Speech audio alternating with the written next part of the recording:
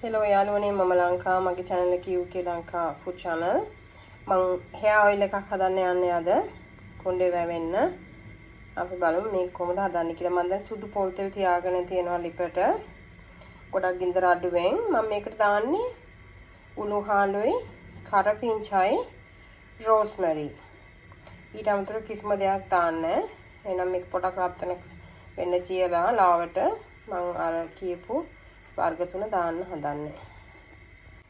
උණු හැඳි තේ හැඳි එකක් වගේ තමයි මම දාන්නේ. කෝප්ප භාගයක් විතර කරපිංචා තියෙනවා මෙතන. බලන්න මම ගොඩ තෙල් රත් කරගෙන නැහැ. ඔයගොල්ලන්ට පේනවනේ මද ගින්නේ තමයි ගොඩක් ගින්දර අඩු කරලා තමයි අපි මේ තෙල් එක හදා ගන්න ඕනේ.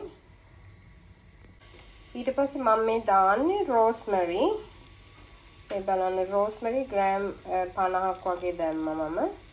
දැන් අපිට තියෙන මේ රෝස්මරි උණු හාලුයි කරපිංචා වල තියෙන සාරය හිමීට මේ තෙල් එකට උරා ගන්නකම් මේක ගොඩාක් ඉදර අඩු කරලා විනාඩි 10ක් විතර මේක හොඳට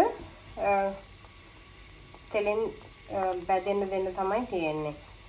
මට ඔයගලන්ට කියන්න අමතකුණා. ඇත්තටම මම මේකට වර්ග 3ක් නෙමෙයි 4 જાතියක් දානවා. මේ මම අරගෙන තියෙන බීලුණු කප් කාලක් වගේ. මම ඒක තමයි මේ දාගන්නේ. හැබැයි මේකට බීලුණු වලට වඩා හොඳයි ඔයගලන්ට මේ රතු ලුණු ගන්න තියෙනවා නම් ඒක පොප්ප කාලක්. දැන් මේක හදලා ඉවරයි. පැය භාගයක් විතර තිබ්බා ඔක්කොම. ඉතින් දැන් මම මේක මෙහෙමම තියනවා.